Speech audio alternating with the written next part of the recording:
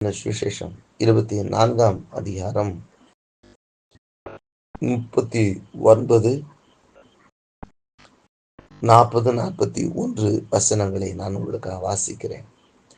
நான் தான் என்று அறியும்படி என் கைகளையும் என் கால்களையும் பாருங்கள், என்னை தொட்டு பாருங்கள்.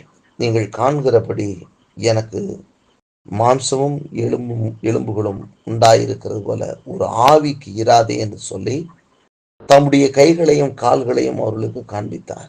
ஆனாலும் சந்தோஷத்தினால் அவர்கள் இன்னும் விசுவாசியாமல் ஆச்சரியப்படுகையில், புசிக்கிறதற்கு ஏதாகிலும் இங்கே உண்டா என்று அவரிடத்தில் கேட்டார்.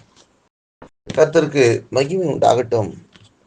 மிகுந்த துக்கத்தோடு கூட, துயரத்தோடு கூட, கலக்கத்தோடு கூட சீஷர்கள் தங்களுடைய வீடுகளிலே அங்கே அவர்கள் ஒரு இடத்திலே கூடியிருந்த வேளையில்தான் இயேசு தாமே அவர்களுக்கு தரிசனமாகிறார். ஏனென்றால் நீங்க 37ஆம் வசனத்துல வாசிக்கும் போது ஆண்டுடைய வார்த்தை சொல்லுகிறது, அவர்கள் கலங்கி பயந்து ஒரு ஆவியை காண்கிறதாக நினைத்தார்கள். அவர் அவர்களை நோக்கி, நீங்கள் ஏன் கலங்குகிறீர்கள்? உங்கள் இருதயங்களில் சந்தேகங்கள் எழுப்புகிறது என்ன என்று சொல்லி அங்கே பேச தொடங்குகிறார். இது எந்த ஒரு சூழ்நிலை என்று சொன்னால், ஆண்டவராய் இயேசு கிறிஸ்துவை சிலுவிலே அறைந்து அடக்கம் பண்ணப்பட்டு 3வது நாள் ஆண்டவராய் இயேசு கிறிஸ்து உயிரோடு எழுந்து அவர்களுக்கு தரிசனமாகிறார்.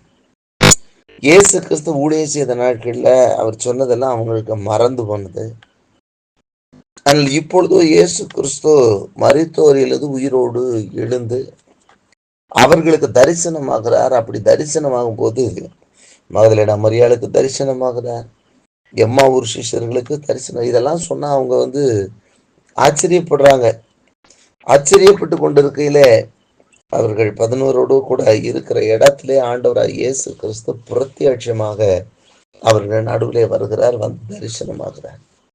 அப்படி தரிசனமாகும் பொழுதுதான் அங்கே வேதம் சொல்லுது, ஆனாலும் சந்தோஷத்தினால் அவர்கள் இன்னும் விசுவாசியாமல் ஆச்சரியப்படுகையில் என்று சொல்லி அவர்களுக்கு ஒரு பெரிய சந்தோஷம். அவ்வளவு நேரம் கலக்கமா இருந்தது, அவ்வளவு நேரம் பயமா இருந்துச்சு, அவர்கள் விசுவாசிக்க முடியாதபடிக்கு இருந்தது. ஆனால் இப்பொழுதோ அந்த இடத்துல அவர்களுக்குள்ள ஒரு பெரிய சந்தோஷம் ஏற்படுகிறது. இயேசு கிறிஸ்துவை சில நாட்கள் அவர்கள் காணவில்லை, ஆனால் இப்பொழுதோ இயேசு கிறிஸ்துவை கண்டார்கள். அங்கே கண்ட மாத்திரத்திலே அவர்களுக்குள்ளாக ஒரு பெரிய சந்தோஷம், ஒரு ஆச்சரியத்தோடு கூட ஒரு பெரிய சந்தோஷம் உண்டாகிறது. ஆம், ஆண்டவராய் இயேசு கிறிஸ்துவோடு கூடவே இருந்துட்டு காணோம் அப்படின்னு ஒண்ணு அவங்க உள்ளங்கள் எல்லாம் திகைத்து போயிருக்கிறது. அவர்கள் திகைத்து போனவர்களாகத்தான் இருக்கிறார்கள், என்ன செய்வதென்று அறியாமல் இருக்கிறார். அந்த வேளையில் தானே ஆண்டவராய் இயேசு கிறிஸ்துவும் கூட அவர்கள் நடுவிலே தரிசனமாகி அவர்களை சந்தோஷப்படுத்தினார். இந்த நாளிலும் கூட ஒருவேளை ஆண்டவராய் இயேசு கிறிஸ்துவோடு கூட நீங்கள் இசைந்த ஒரு வாழ்க்கையை வாழ்ந்து கொண்டிருந்த உங்கள் வாழ்க்கையில அந்த உறவு இழந்து போன சூழ்நிலையில நீங்க இருப்பீங்கன்னு சொல்லலாம். நான் கிறிஸ்துவோடு கூட நான் ஐக்கியப்பட்டு இருந்தேன், ஆனால் இப்பொழுதோ எனக்கு அப்படிப்பட்ட உறவு என்னுடைய வாழ்க்கையில இல்லை, என்னுடைய ஜப வாழ்க்கையில் இல்லை, என்னுடைய வேத வாசிப்பில் இல்லை, என்னுடைய ஆண்டவரை துதிக்கிற வாழ்க்கை இல்லை. அவருடைய பிரசன்னத்தை எப்பொழுதும் நான் அணிந்து கொண்டே இருப்பேன், அவரை உணர்ந்து கொண்டே இருப்பேன். ஆனால் இப்பொழுது அவர் என்கிட்ட இருக்கிறாரா இல்லையா அப்படின்ற சந்தேகத்தோடு கூட நான் வாழ்ந்து கொண்டு இருக்கிறேன்னு சொல்வீங்கன்னா, ஆண்டவர் இன்றைக்கு சந்தோஷம் உண்டா உங்களுக்கு காணப்பட போகிறார். மறுபடியும் அவருடைய தேவ மகிமை உங்களை சூழ்ந்து கொள்ள போகிறது. அவர் எப்படி சீஷர்களுக்கு உயிரோடு இருக்கிறவராக தன்னை காண்பித்தாரோ, அவர்களுக்கு அவரை காண்பித்து அவர்களை சந்தோஷப்படுத்தினாரோ, அப்படியே இன்றைக்கும் கூட அவர் உங்கள் பட்சத்துல அவர் வெளிப்பட்டு உங்களுக்கு தரிசனமாகி ஆண்டவர் உங்கள் மேல தம்முடைய பிரசன்னத்தை அளவில்லாமல் வைத்து அந்த மகிமின் பிரசன்னத்தை அனுபவிக்க செய்து உங்களை சந்தோஷப்படுத்துகிற தேவனாயிருக்கிறார். ஆதியிலே தேவனிடத்துல கொண்டிருந்த உறவுகள், ஆதியிலே தேவனிடத்துல கொண்டிருந்த அந்த கிறிஸ்துவ வாழ்க்கையினுடைய அனுபவங்கள் மறுபடியும் ஆவிக்குரிய அனுபவத்துல கர்த்தர் உங்களை பலப்படுத்தி எடுத்து நிறுத்த போகிறார்.